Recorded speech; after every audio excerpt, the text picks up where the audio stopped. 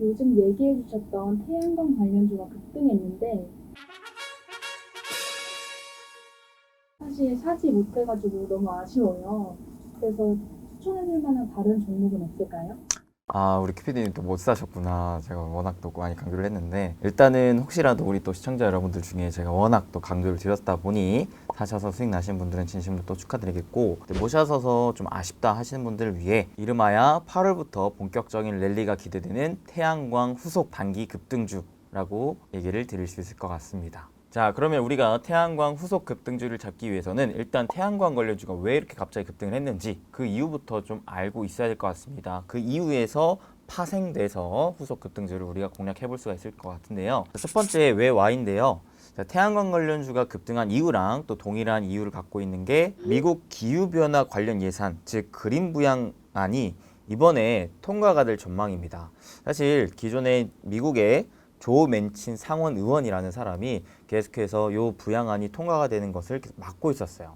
약 1년 동안 계속 막고 있었는데 왜 막았냐면 추가적으로 부양안을 통과를 시켜주면 그만큼 많은 돈들이 풀어지게 되는 것이고 돈이 많이 풀어지면 풀어질수록 어떻게 되겠습니까? 인플레이션 우려감이 더 커질 수가 있는 부분이기 때문에 야, 이렇게까지 이미 풀어놓은 돈이 많고 그로 인해 인플레이션 문제가 점점 지금 심화가 되고 있는데 그것 때문에 지금 시장이 이렇게까지 힘든데 여기에서 추가적으로 돈을 더 푼다고? 안 돼, 안 돼. 그거만큼은 안 돼 라고 하면서 계속 막았었단 말이죠. 근데 그런 부분들이 최근에 사실 물가가 살짝 좀 꺾이려고 하는 흐름이 또 보이고 있고 그리고 워낙 또 바이든의 강력한 친환경의 정책적인 움직임이 나오고 있기 때문에 서서히 이 조맨친 상원 의원도 어느 정도 좀 합의를 하면서 연내에는 이 예산안이 통과될 가능성이 매우 높아져 있는 상황입니다. 자, 이게 왜 중요하느냐? 미국의 역사상 가장 큰 규모의 예산이 통과가 된다라는 거예요.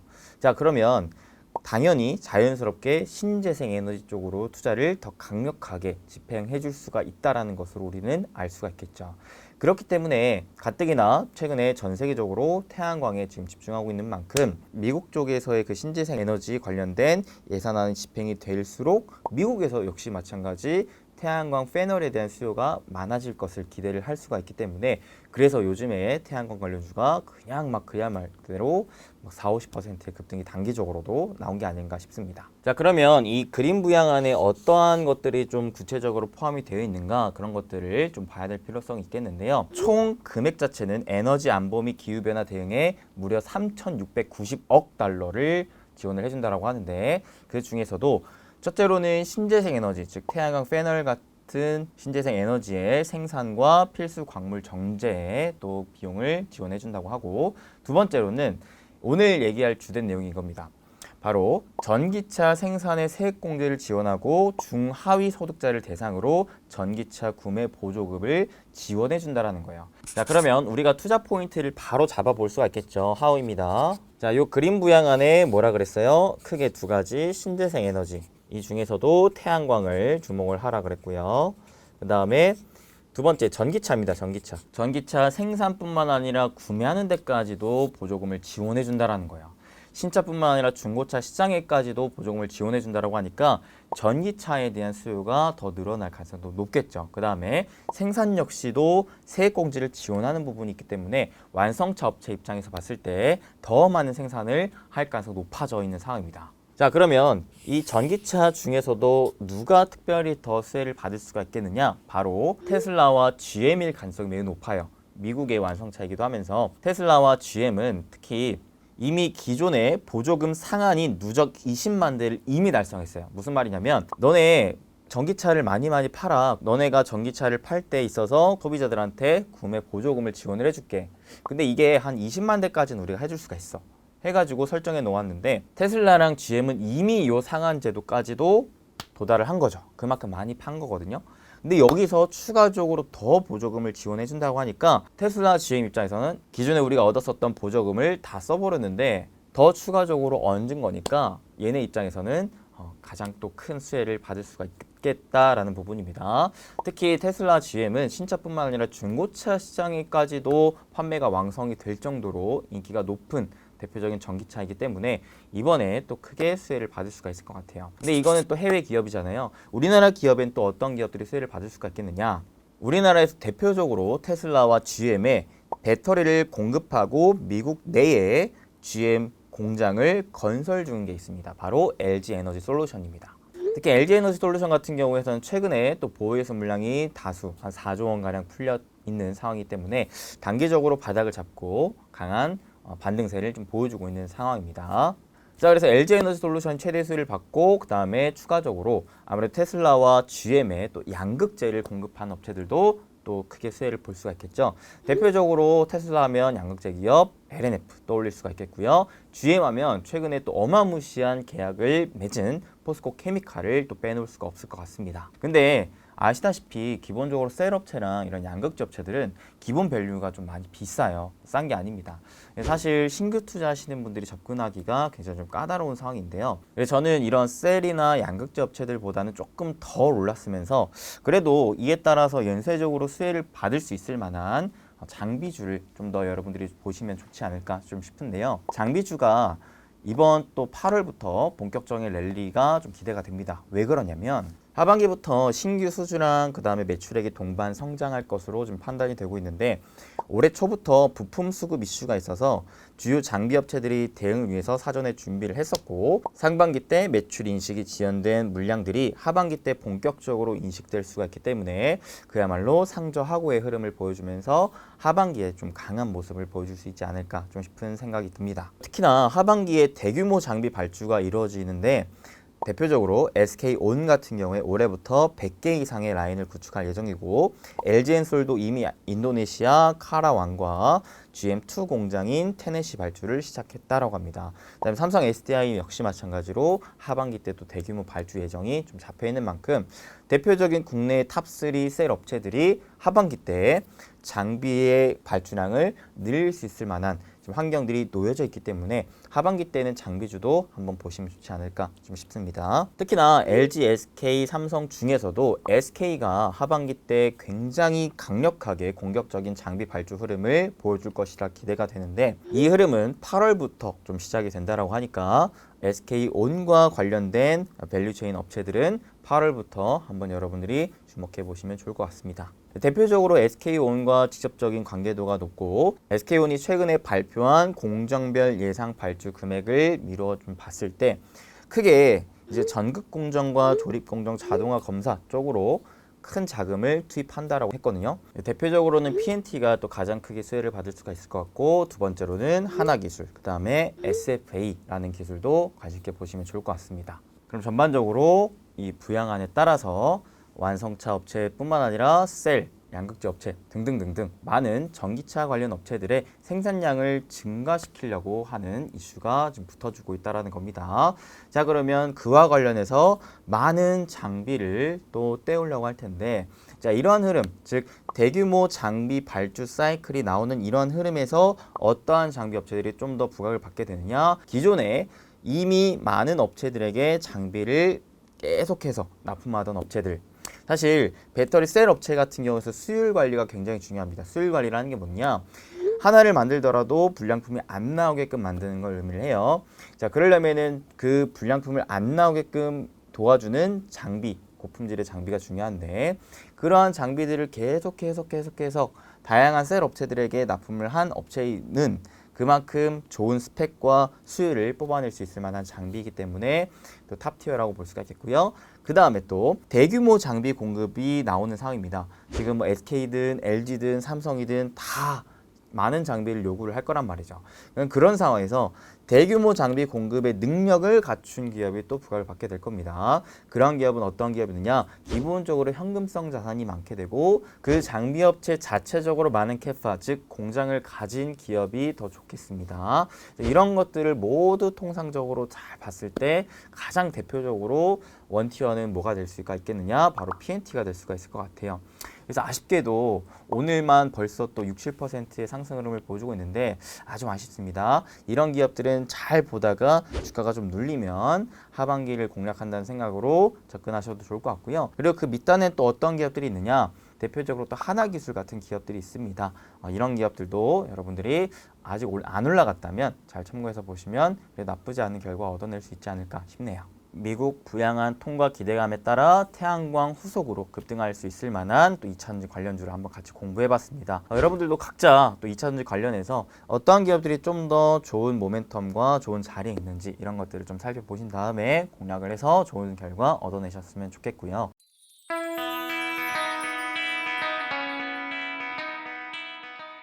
아니, 절대 100% 일치하는 투자가 있다고? 그게 뭐야? 사실 솔직히 말씀드리면 투자에 있어서, 특히나 주식 투자에 있어서는 저는 절대, 무조건, 100% 이런 단어를 쓰는 걸 싫어합니다. 가능하지도 않다라고 생각하고요. 불가능하다고 생각하는 것인데, 근데 그럼에도 불구하고 제가 왜 절대 100% 손해보지 않는다, 잃지 않는다 라는 말을 썼느냐? 바로 오늘은 여러분들이 진정 부자가 되기 위해서 꼭 필요한 내용이기 때문에 그런데요. 자, 여러분들 사실 우리의 소중한 시간과 돈은 굉장히 한정적입니다. 근데 이러한 한정적인 시간과 돈을 어디에다가 투자를 해야 내가 절대 잃지 않으면서 성공하는 삶, 부자 되는 삶을 살 수 있을까? 이런 부분들을 여러분 한 번쯤은 좀 고민을 해보셨을 텐데요. 저는 뭐라고 생각하냐면 바로 나 자신한테 투자를 하는 것이라고 생각을 합니다. 저는 사실 1년이라도, 아니요, 하루라도, 아니 단 1초라도 더 빨리 가능한 지금 당장 우리 여러분들이 성공하기 위해, 부자 되기 위해서는 바로 나 자신에게 투자를 했으면 좋겠다라고 생각을 합니다. 나 자신에게 투자를 한다? 이게 무슨 말일까? 여러분들 자기계발이라는 말 들어보셨나요? 저는 사실 사춘기 때부터 자기계발을 굉장히 좋아했어요.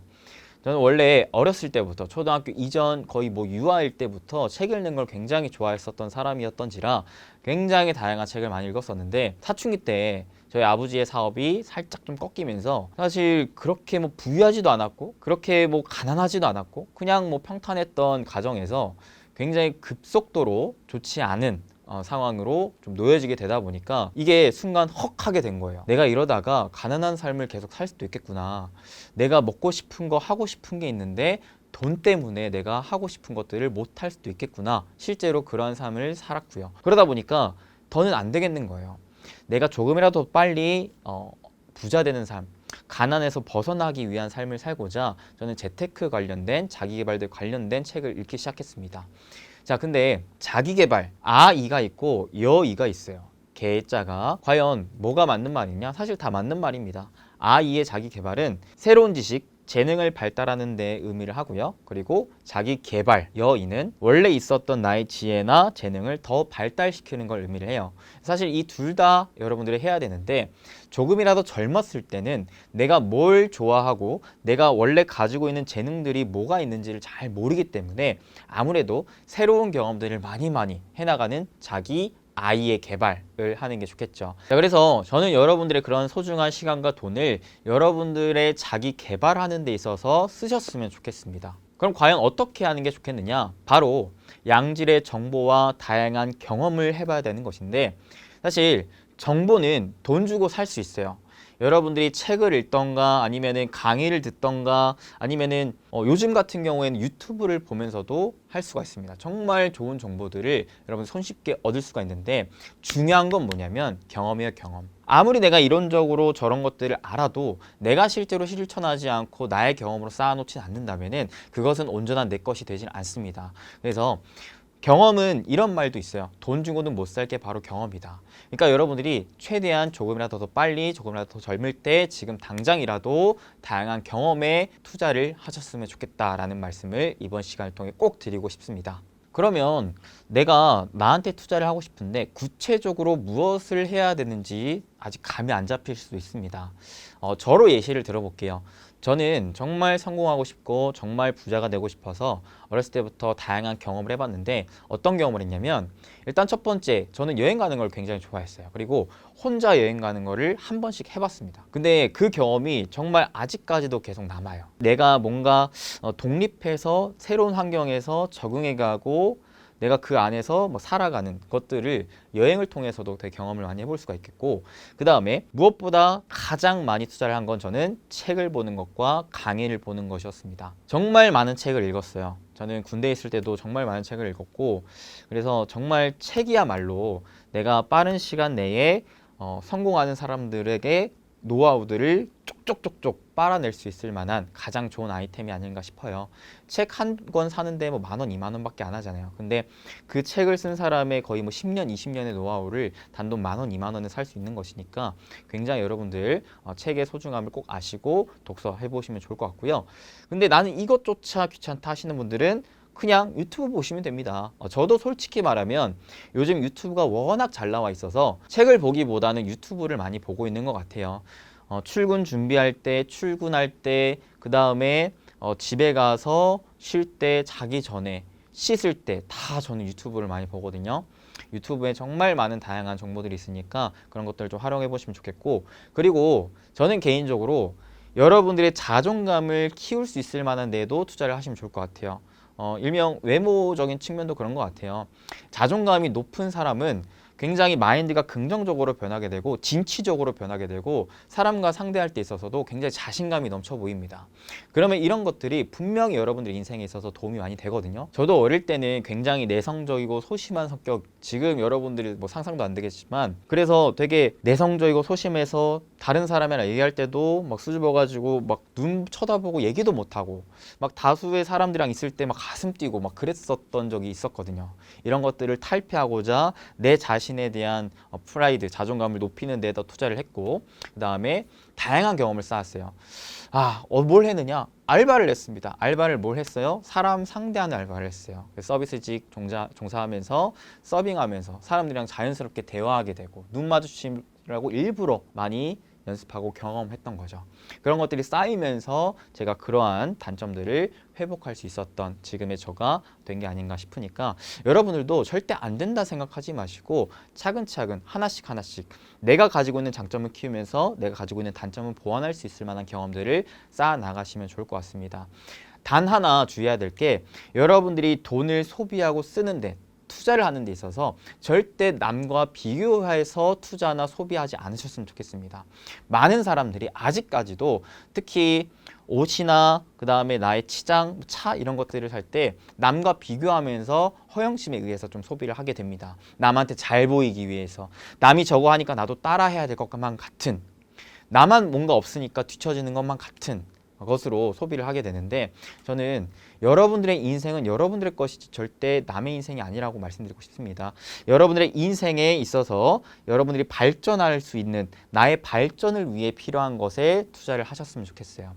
남과 비교를 하는 것이 아니라 나의 과거에 비해 어제의 나보다 오늘의 나가 성장하기 위해, 오늘의 나보다 내일의 나가 성장하기 위해 단 조금이라도 10,000원이라도 10분이라도 그런 쪽으로 좀 투자하시는 게 좋지 않을까 싶습니다. 저도 그래서 사실 굉장히 하기 힘들고 어렵지만 매일 10분씩은 꼭 운동을 해요. 왜? 내일의 나가 더 건강하게 살기 위해서. 그리고 정말 어렵지만 단 5분, 10분이라도 책을 읽으려고 노력을 합니다. 그래서 여러분들 너무 장황하게 할 필요 없습니다. 여러분들의 소중한 돈, 여러분들의 소중한 시간, 단돈 10,000원, 100,000원. 단 하루에 5분, 10분이라도 여러분들의 삶을 발전시키는 데 한번 써보세요. 그게 정말 쌓여서 절대 실패하지 않는 투자가 되리라 저는 확신하고 자신합니다. 나는 투자를 정말 잘하고 싶어요 라고 생각하시는 분들이 많을 거예요. 근데 그분들도 마찬가지입니다. 여러분들이 투자를 잘하고 싶다라고는 하는데 찾아보는 영상들 뭐가 있을까요? 종목 찍어주는 영상들이 가장 대표적일 겁니다.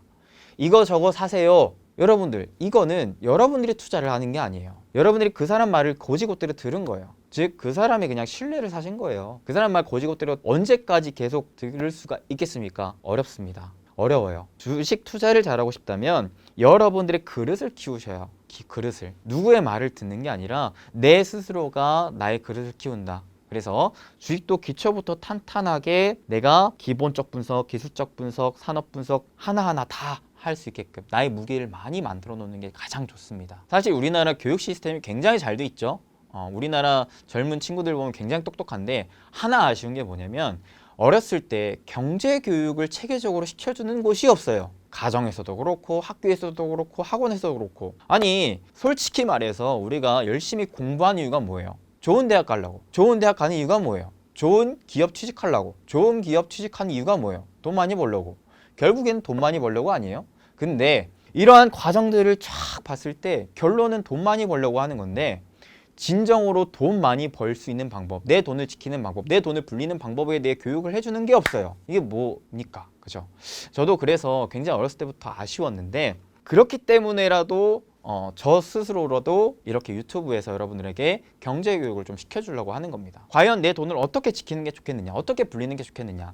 주식 외에도 굉장히 다방면으로 있기 때문에 앞으로 하나둘씩 더 많이 알려드리려고 노력할 겁니다. 오케이? 그러니까 여러분들 절대 포기하지 마시고 길이 없는 게 아니라 여러분들이 못 찾고 있는 겁니다. 아시겠죠? 여러분들이 관심이 없는 것뿐이에요. 세상에는 정말 많은 방법과 방식들이 있는데 그런 것들에 조금이라도 더 관심을 가져보시고 아하, 내가 앞으로 지금이라도 내 투자의 그릇을 키우는데 한번 집중해 보겠다. 그쪽으로 한번 투자를 해보겠다 라고 생각해 보시면 좋을 것 같습니다. 그러면 투자의 그릇을 키우기 위해서는 뭘 하는 게 좋겠느냐? 일단 첫 번째 경제 뉴스를 읽으세요. 경제 뉴스. 세상이 돌아가는 것 정도는 알고 있어야 됩니다. 돈이 어디로 흘러 들어가는지 정도는 알고 있어야 됩니다. 하루에 1분, 5분이라도 좋으니까 경제 뉴스 매일마다 꼭 읽으시고 여기에서 더 나아가서는 경제 리포트 한번 꾸준히 읽어보세요. 이게 어렵다면은 저희 멤버십에 함께 해보세요. 제가 꾸준하게 주요 리포트들 매일 읽고요. 주요 리포트들 최소한 정리해서 핵심 요약본을 계속해서 업로드 시켜드리고 있습니다. 카톡방을 통해서. 그리고 멤버십 방송을 통해서 그 리포트에 대한 쉽고 재미있는 프리 리포티지 영상도 찍어드릴 거니까 멤버십 활용해 보시면 좋을 것 같고요. 그리고 나는 너무 어렵다 하시면 그냥 유튜브라도 꾸준히 보세요. 유튜브 어떤 영상을 보시는 게 좋냐? 종목 찍어주는 영상 말고요. 어떻게 하면 물고기를 잡을 수 있을지에 대한 방법론적인 얘기를 해주는 영상들을 많이 찾아보세요. 그런 것들이 쫙 쌓일 겁니다. 종목 찍어주는 건 당장 현재에 밖에 도움이 안 돼요. 하지만 여러분들에게 그 방법에 대해서 알려주는 것은 여러분들의 미래에 있어서 도움이 될 겁니다. 지금 가뜩이나 시장이 어렵고 경제 침체 국면이기 때문에 여러분들이 투자에 있어서 아예 방관하고 있을 가능성이 높습니다. 내 돈을 지키고 싶어서 아무것도 하지 않을 가능성이 높아요. 하지만 여러분들 잘 생각을 하세요. 아무것도 안 하고 있는 것은요, 절대 여러분들의 미래에 있어서 도움이 안 됩니다. 단 한 주, 두 주라도 좋으니까 지금 같은 힘든 시장일 때 어떻게 투자하는지에 대한 경험을 해보세요. 해봐야 압니다.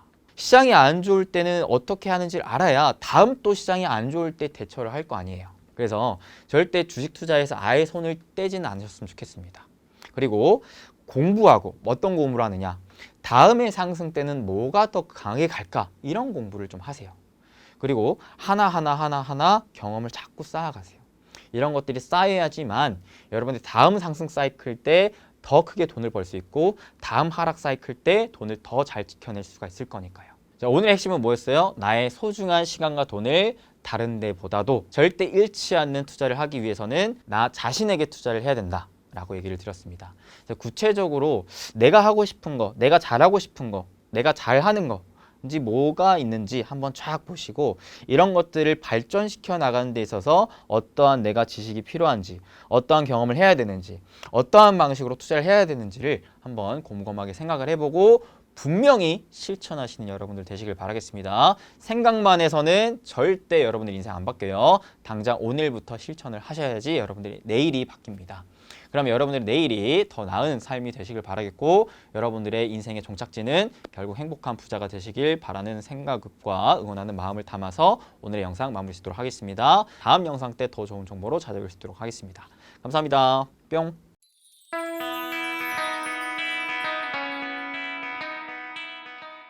주식시장에 대한 기대감이 다시금 상승하고 있는 가운데 이 기대감이 착각일 수도 있겠다라는 내용들이 나오기 시작했습니다.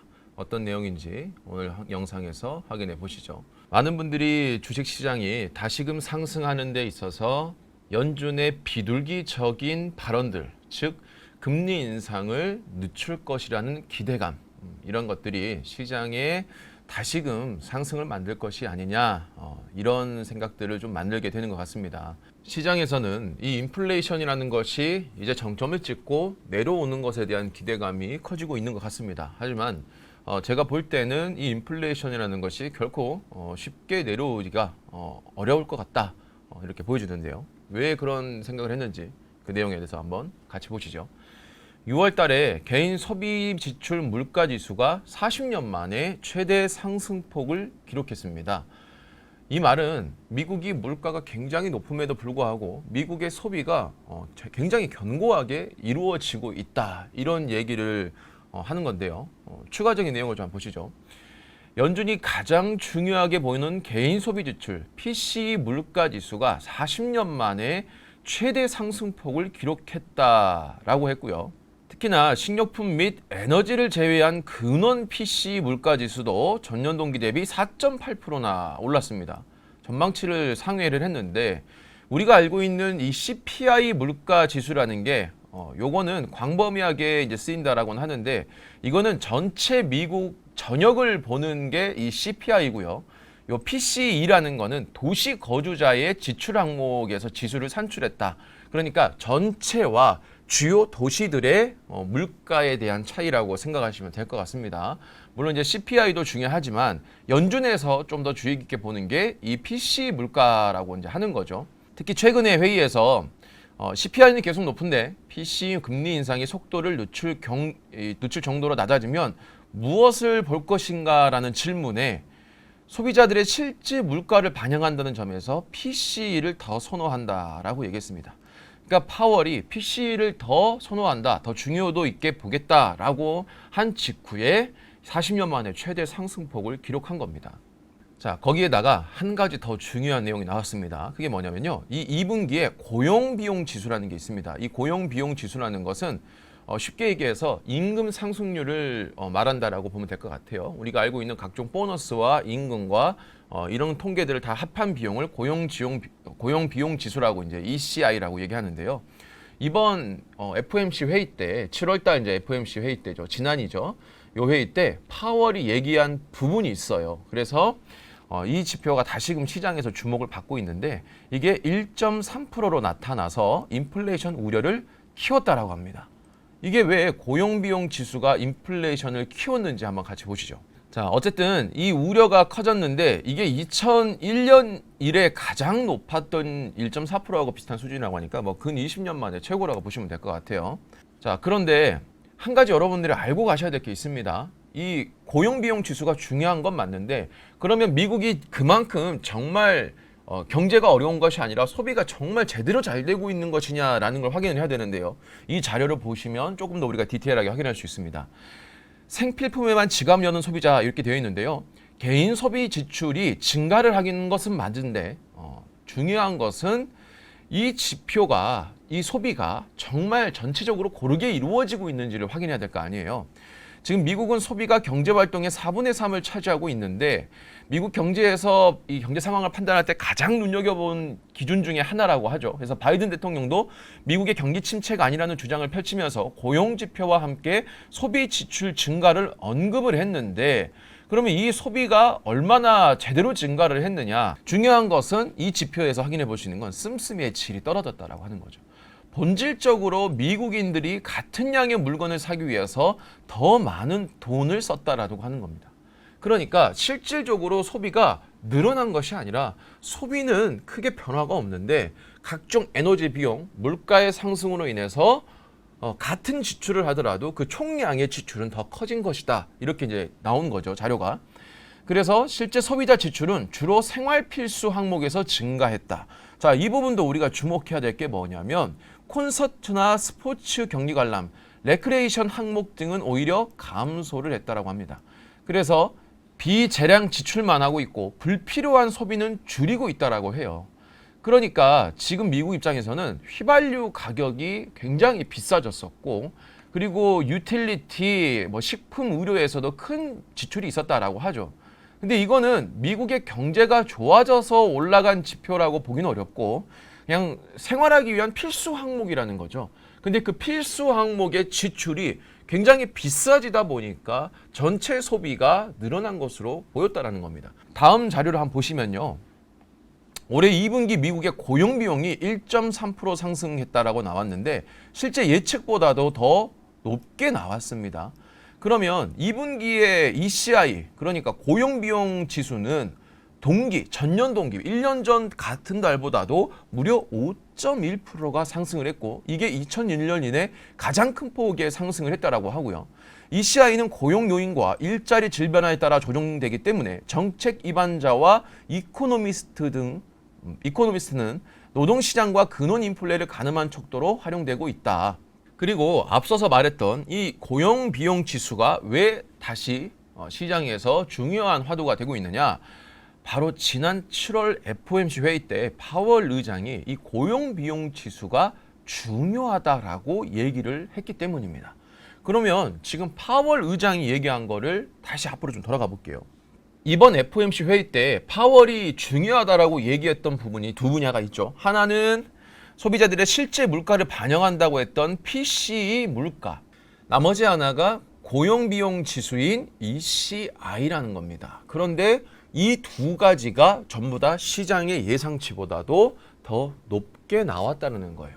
미국 입장에서는 지금의 금리를 굉장히 가파르게 올려놓은 상태에서 미국의 고용과 소비가 견고하기 때문에 지금의 미국은 경기 침체를 논할 수 없다. 이렇게 얘기를 했고 앞으로 우리가 중요하게 보는 것이 바로 이런 것들이다라고 했단 말이죠. 그런데 이 둘이 시장 예측보다도 더 높게 나오고 실제로 이 소비라는 것도 시장에서 우리가 알고 있는 경기가 좋아져서 늘어나는 소비가 아니라 물가 상승 때문에 소비가 늘어난 것이었고 그리고 이 물가 상승 때문에 소비가 늘어나는 것도 유지가 될 수 있었던 것들이 바로 이 임금 상승이었다. 그리고 고용이었다. 이렇게 볼 수가 있습니다. 자, 그러면 과거 이제 한국은행이 발표했던 내용을 한번 우리가 다시 되짚어 볼 필요가 있습니다. 이게 4월 달에 나온 건데요.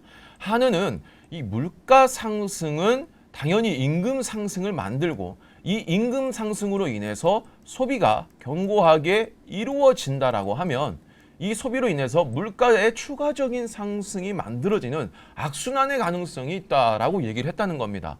즉 시장은 물가에 따라 임금이라는 것은 물가에 따라서 올려야 됩니다. 그런데 물가 상승이 워낙 높아서 물론 임금 상승이 그걸 따라갈 수 있는 상황은 아니긴 합니다만 어쨌든 물가가 오르지만 임금이 따라서 올라가 줍니다. 그리고 이 임금의 상승률이 시장의 예상치보다 더 높게 나오고 있고요.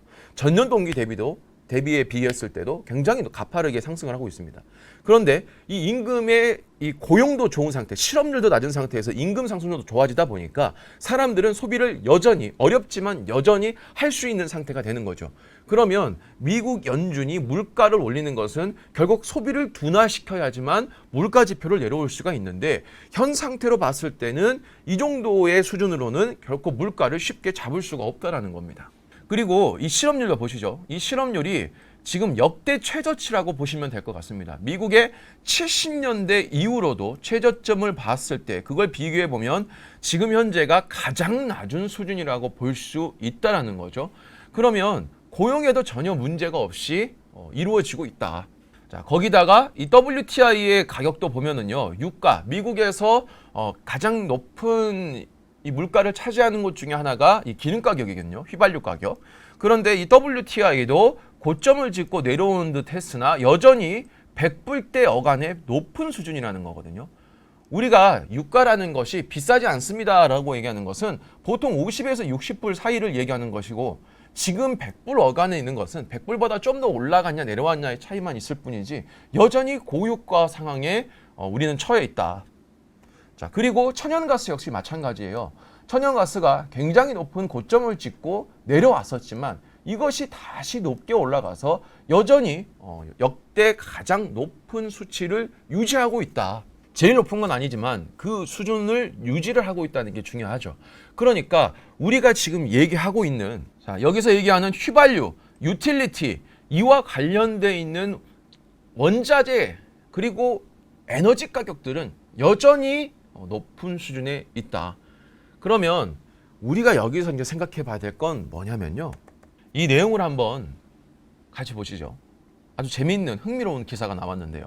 미국 연준의 긴축 속도 조절을 시장은 환호를 하고 있고 비둘기라고 표현하고 있는데 만약 이것이 착각을 한 것이라면 하고 제목이 나와 있습니다. 그래서 이걸 해석을 어떻게 하느냐가 중요한데요. 잠깐 요약을 해보자면 이번 비둘기적인 발언으로 뉴욕 증시가 2년 4개월 만에 가장 뜨거운 상승 랠리를 펼쳤고요. 우리나라 증시도 큰 폭의 하락이 없이 소폭이나마 상승을 하면서 유지를 하고 있는 상태입니다.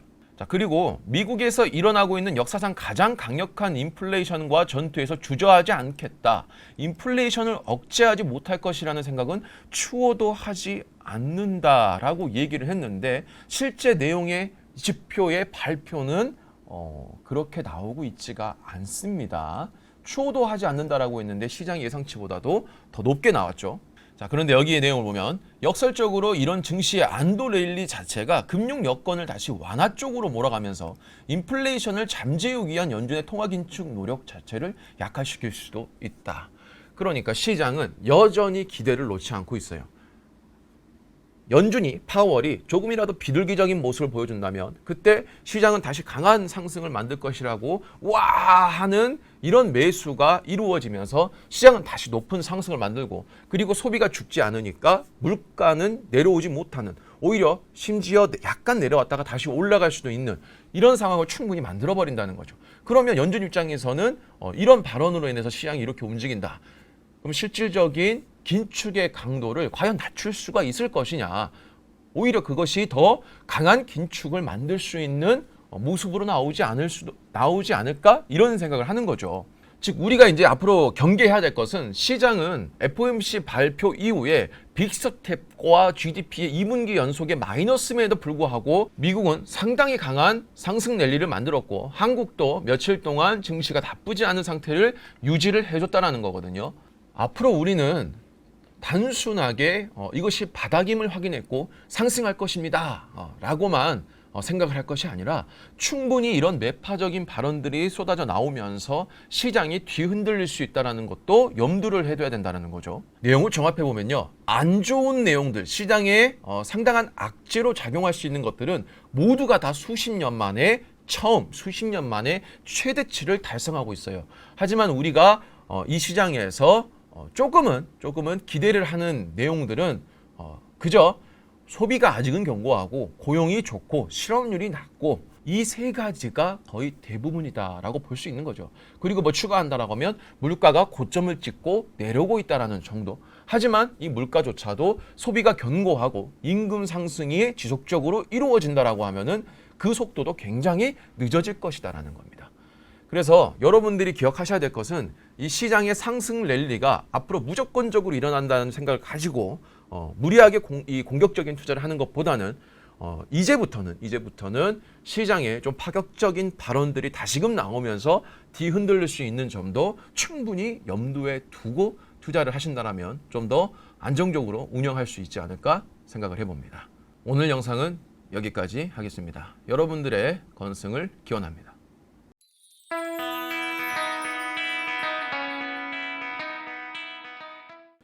펠로시의 대만 방문으로 연일 뜨거워지고 있는 이 상황들이 현재 어느 정도 형성되어 있는지 오늘 영상에서 좀 말씀드려볼까 합니다. 중국과 이 대만의 전쟁 가능성이 갈수록 높아지고 있습니다.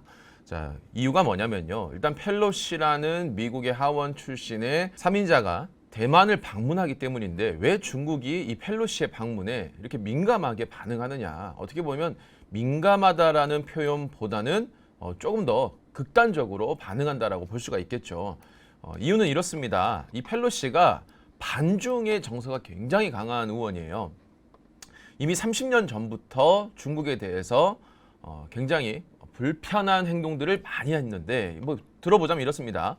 중국의 민주화 운동 희생자에 대한 추모 시위를 했는데 이 추모 시위가 어떻게 된 거냐면 미국의 의원들과 기자들이 중국을 방문했습니다. 근데 이 중국을 방문했는데 예고에 없던 심지어 이 중국의 이 주석한테 보고도 하지 않고 아주 기습적으로 이 추모 시위를 해버립니다.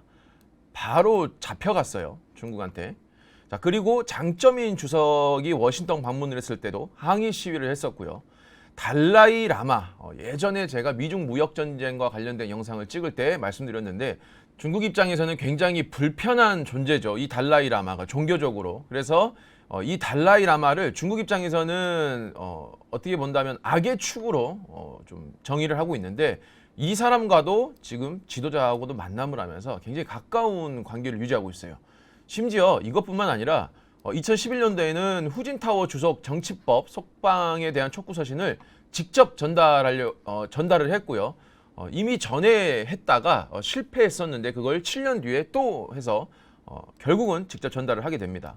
그리고 2008년도에 베이징 하계 올림픽 유치에도 반대 목소리를 냈었고, 그리고 올해 있었던 베이징 동계 올림픽에서도 외교 보이콧을 주도했던 게 바로 이 펠로시 의원입니다. 그리고 지금은 펠로시 의장으로 되어 있죠. 그러니까 미국 서열 3위이자 과거 의장 때부터 중국의 모든 행동에 대해서 특히나 인권과 관련된 부분에 있어서는 반중에 대한 정서를 강하게 드러냈던 게 이 펠로시 의원입니다. 자, 거기에 이번 시진핑에 대해서도 목소리를 좀 키웠습니다. 펠로시 의장은 시 주석도 강력 비판했다. 중국에서는 최악의 인권 기록과 법치에 대한 무시가 계속되고 있다. 특히나 중국의 가장 민감한 부분이었던 티베트의 문화 종교 정체성을 지우려 하고 있고, 그리고 신장의 위구르족에 대한 대량 학살을 자행하고 있다. 정말 중국 입장에서는 이게 뭐 어떻게 본다면은 영린이라고 볼 수 있을까요? 그리고 홍콩의 정치적 자유와 인권을 탄압하고 있다. 그러니까 모든 중국의 하나의 중국이라고 표현할 수 있는 부분에 약한 고리들을 가장 강력하게 공격하고 있는 사람이라고 보면 될 것 같습니다. 자, 게다가 중국 공산당이 대만의 민주주의 자체를 위협하는 것을 보고만 있을 수는 없다. 안 된다. 대만 방문을 통해서 우리는 대만의 자유와 민주주의가 존중돼야 한다는 것을 재확인한다. 그러니까 이 방문 목적을 이미 밝혔어요. 하나의 중국에는 대만이 포함되지 않는다. 그런데 중국은 그걸 가장 강력한 이 국가의 깃발로 내세우고 있는데 이거를 정면으로 반박하고 있는 게 펠로시죠. 그러면서 이번 대만행을 방문한 겁니다. 이번 대만행에 중국이 얼마나 극단적으로 지금 반응을 했냐면요. 중국에서는 이번 순방 일정에 해군을 이렇게 함정을 출동을 시켰고요. 거기다가 비행기까지, 전투기까지도 순방 일정에 맞춰서 굉장히 공격적이죠. 대만 방공식별구역에 나타났습니다. 그에 따라서 일본의 전투기도 나타났고요. 이런 식으로 뒤에서 좀 더 자세히 보시죠. 지금 중국의 대만 포복이 어느 정도로 이루어지고 있냐면 이 대만 인근에 항공모함을 배치하고 전투기도 출격을 시켰다라고 하죠. 근데 이 전투기 출격에 일본의 오키나와 소재에 있는 이 미군에서도 전투기를 급파했습니다.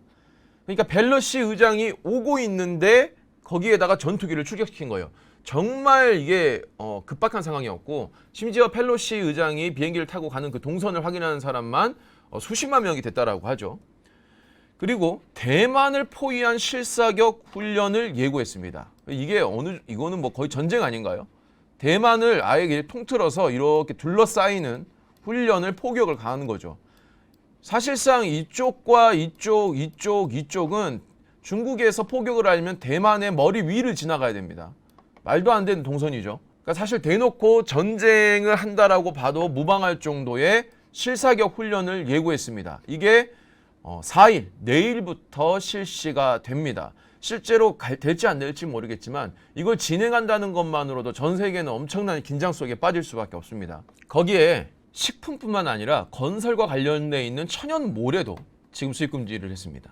자, 게다가 한국 입장에서는 민감한 상황일 수밖에 없어요. 만약에 중국과 대만이 전쟁이 나고 그리고 미국의 직접적인 개입은 아니더라도 어떤 식으로든 개입을 하게 된다면 일본과 한국 입장에서는 가만히 있을 수가 없습니다. 자, 왜냐하면 이 사진에 보이는 여기가 대만입니다. 그리고 여기가 일본이고요. 여기가 한국이죠. 이 대만이라는 땅은 군사적으로 정말 중요한 위치에 있습니다. 한국도 우리가 군사적으로 중요한 위치에 있다라고 해서 미국이 키워진 이유가 있죠. 왜냐하면 중국과 가장 가깝게 위치해 있고 유사시에 중국에 대한 타격과 견제를 할 수가 있기 때문이고, 실질적으로 미군이 여기로 넘어와서 전초기지로 삼을 수도 있기 때문이에요. 그리고 대만 역시 그와 같은 위치에 있고요. 심지어 이 중국과 너무나도 가깝게 위치해 있습니다. 만약에 유사시 전쟁이 발생한다라고 하면 이 일본을 비롯해서 한국, 일본, 대만이 중국이라는 국가의 3방위를 전부 다 직접적으로 해협에서 위협을 할 수 있는 위치에 있어요.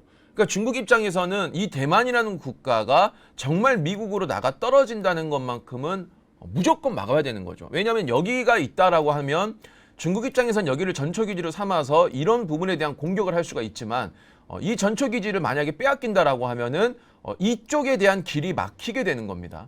그러니까 상당히 우회를 해야 되고 그것이 아니라고 한다면 이쪽으로만 가야 되는데 이쪽은 또 한국과 일본이 막고 있죠. 그래서 중국 입장에서는 이 대만이라는 위치가 군사적으로도 정말 중요한 위치에 있다. 자, 뒤로 돌아가서 그러면 이 한국은 지금 현재 쿼드라고 하는 미국이 4개 국가와 함께 중국을 견제하는 안보 협의체에 가입을 하려고 하고 있고요. 이미 이 부분에 대해서는 현직 대통령도 의사를 명확하게 표현한 상태입니다. 자, 그런데 미국 입장에서는 일단은 한 번은 컷을 했어요. 윤석열 대통령이 공약과 관련해서 새 회원국은 고려하지 않는다라고 했던 미국이 같은 입장을 재확인했다. 쿼드 참여를 추진했던 대통령이죠. 우리나라 대통령이. 자, 그리고 대신에 한국의 쿼드 추가보다는 이미 제시한 현안들을 발전 강화하는 게 지금의 목표다라고 선을 그었어요. 그런데 이 이야기가 충분한 변화가 올 수 있는 게 뭐냐? 미국의 외교위원장이 이번에 이렇게 얘기했습니다. 한국을 쿼드에 넣어야 된다. 주장은 이렇습니다. 한국을 쿼드의 완전한 이해관계국으로 포함해야 된다. 그래서 한미동맹을 철통 같은 동맹이라고 칭했다. 윤석열 대통령 아래 우리는 긍정적이고 건설적인 새 시대로 나아가고 있다. 지난 몇 년간은 한미동맹이 힘든 시기였다라고 얘기를 했죠.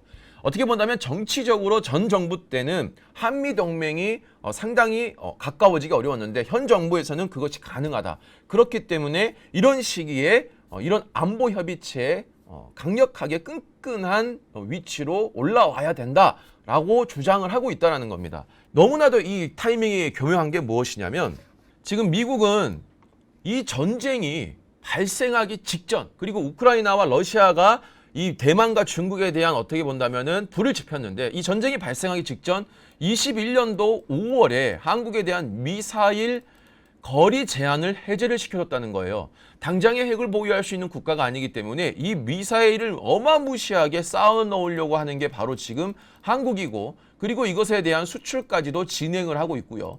그리고 그 외에 각종 전차부터 군사 무기를 폭발적으로 만들고 있는 게 한국의 현 상태죠. 그리고 일본도 마찬가지예요. 아베 정부가 미국과의 이 끈끈한 밀약의 관계를 유지해오면서 미국의 암묵적인 동의하에 일본의 자위대를 헌법에 올리려고 하는 헌법에 대한 개정을 추진했단 말이죠. 근데 요번에 아베가 사망을 하게 되면서 변수가 발생할 뻔했지만 오히려 그 사망으로 인해서 더 강력하게 이것이 추진됐고 지금은 국민투표만 남아있다는 겁니다. 자, 그러면 일본의 국민들도 마찬가지예요. 반대를 할 수도 있겠지만 만약에 코앞에서 중국과 대만의 만약 전쟁이 발생한다면 그럼 일본 국민들도 과연 반대만 할 수 있을까요? 본인들에 대한 국가, 일본에 대한 국가의 무력을 공식적으로 보유하려고 하는 그 행동을 과연 반대할 수 있겠냐 이거예요. 어쨌든 우리 입장에서는 이번 사건을 통해서 확인할 수 있었던 점은 분명하게도 한국의 방산주들은 앞으로 현 정부가 있는 기간 동안에는 꾸준하게 우상향할 가능성이 무척이나 높아졌다라는 겁니다. 물론 지금 단기간에 급상승한 종목들도 있습니다. 하지만 그런 업종들도 중간에 분명히 눌리는 자리가 올 거란 말이에요. 그리고 LG 넥스원, 하나 에어로스페이스 같은 기업들도 분명히 더 상승할 가능성이 높은데 지금 단기간에 과도하게 높아졌기 때문에 우리가 그런 기업들이 주가가 좀 내려온다면 눌리는 자리가 나온다면 충분히 길게 보고 접근을 해봐도 될 것 같고요. 빅텍, 휴니드 등 같은 다른 그 외의 국방 업체들 그리고 무기 업체들 관련주들을 여러분들이 지금부터 아주 짧은 호흡이 아니라 아주 긴 호흡으로 보고 접근을 해도 굉장히 좋을 것 같다라는 생각이 드는 거죠. 물론 이런 전쟁이 나는 것을 우리가 반겨서도 안 되고 분쟁이 생기는 걸 반겨서도 안 됩니다. 하지만 그것을 우리가 막을 수가 있는 부분이 아니기 때문에 우리의 투자자 입장에서는 이번 사태를 가지고 어떤 우리만의 투자에 대한 전략을 세우는 그런 걸로 받아들이면 될 것 같다라는 생각을 좀 해봅니다. 앞으로 여러분들이 이번 사태를 바탕으로 반드시 알고 있어야 될 것은, 그리고 앞으로 관심을 가져야 될 것은 무엇이냐면, 중국이 이번 대만에 각종 자재 혹은 식량과 같은 무역에 대한 보복이 발생했던 것이 우리나라에도 충분히 발생할 수 있다는 것을 염두에 두셔야 되고요. 그리고 이런 사태들이 더 많은 품목으로 더 강하게 발생할 수 있다는 것을 염두에 둔다면 얼마든지 여기서 투자 포인트를 찾을 수가 있고요. 그리고 어찌 본다면 긴 호흡으로 봤을 때 굉장히 확률이 높은 이 방산 주제에 대해서도 좀 긴 호흡으로 급하게 가져가지 않고요. 급하게 올라간 거에 대해서 욕심을 부리지 말고 충분히 눌렸을 때 천천히 모아간다라고 하면 아마 한 2, 3년 뒤에는 우리 모두가 상당히 만족스러운 결과를 가질 수 있지 않을까 생각을 해봅니다. 오늘도 끝까지 시청해 주셔서 감사드리고요. 우리 시청자 여러분들의 건승을 기원하겠습니다.